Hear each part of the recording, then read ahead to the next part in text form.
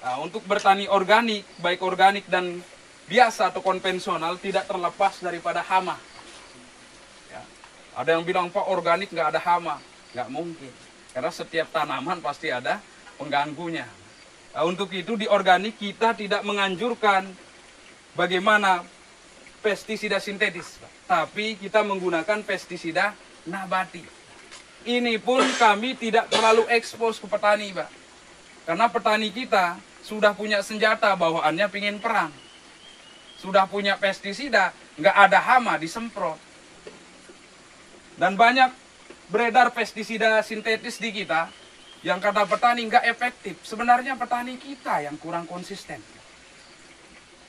Banyak nggak di, yang penting bagi penjual itu, ini Pak bagus buat hama, bagus buat hama. Tidak dikasih tahu ke petani kapan waktu efektif untuk nyemprot.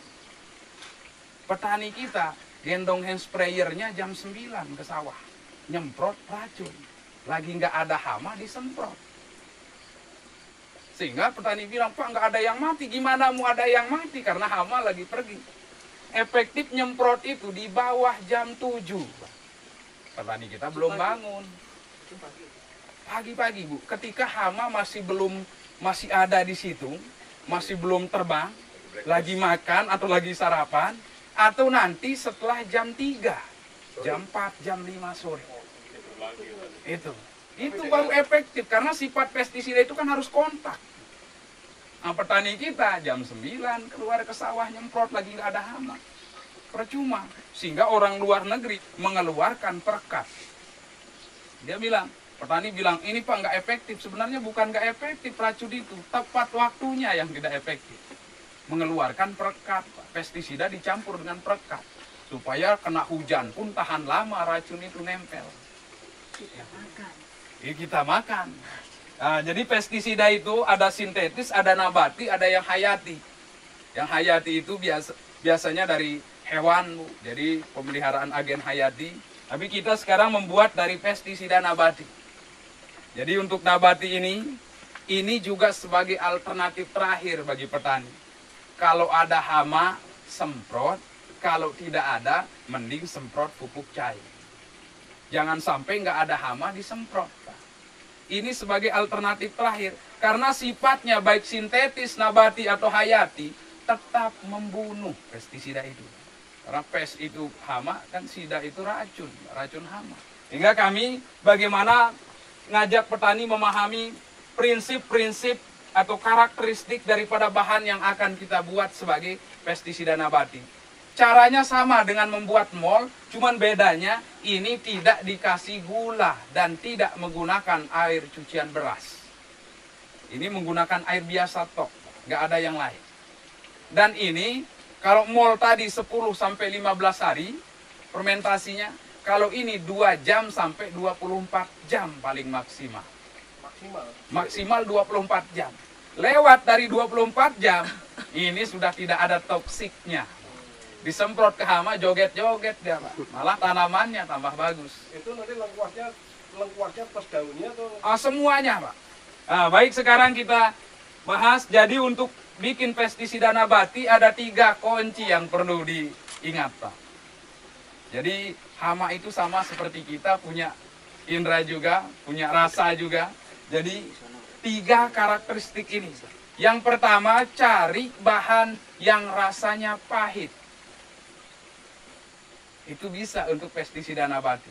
Yang rasanya pahit, contoh biji mahoni, kulit mahoni, daun sirsak. Itu rasanya pahit. Daun sirsak. Daun sirsak. Itu pahit.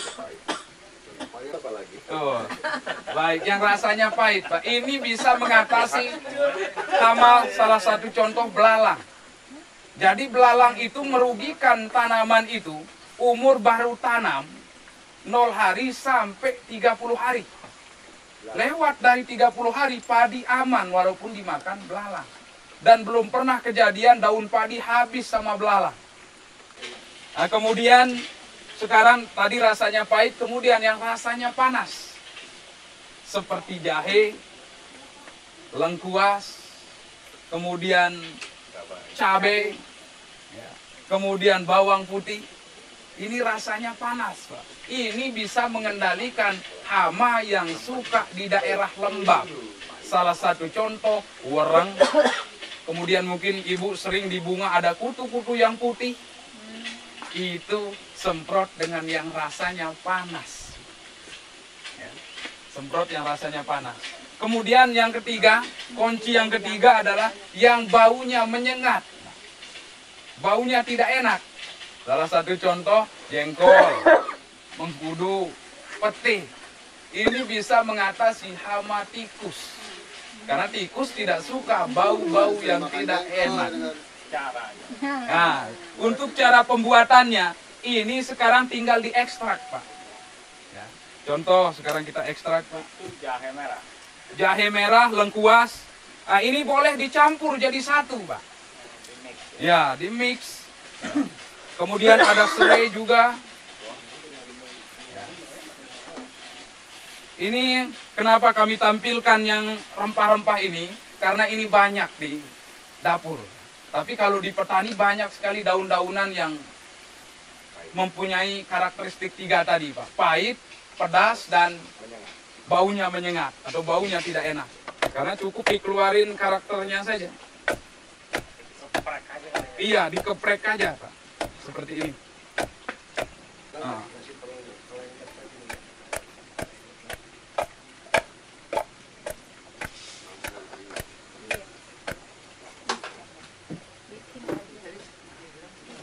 Nah, ini boleh dicampur juga. Ada satu jenis boleh, dua jenis satu dicampur juga boleh. Nah, kemudian setelah ini kita kasih air biasa, Pak. Lebih pekat, lebih bagus.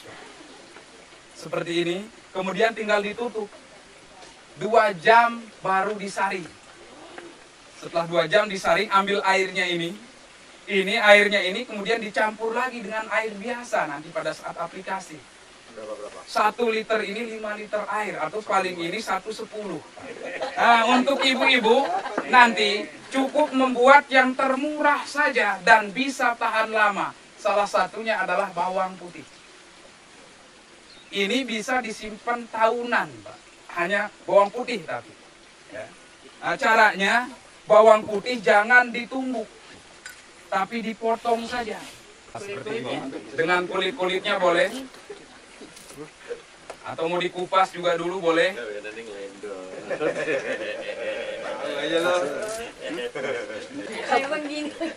Nah, seperti ini. Atau nanti kasih 1/3 dari wadahnya. Tinggi bawang putihnya. Kemudian kasih air. Air biasa, Pak, jangan air laut. Susah nyari air laut, Pak. Nah, seperti ini, Pak. Nah, setelah seperti ini boleh ditutup. 2 jam boleh digunakan, 24 jam juga boleh digunakan. Khusus bawang putih, jadi dipotong-potong, jangan ditumbuk. Ini bisa dipakai 6 bulan sampai 1 tahun.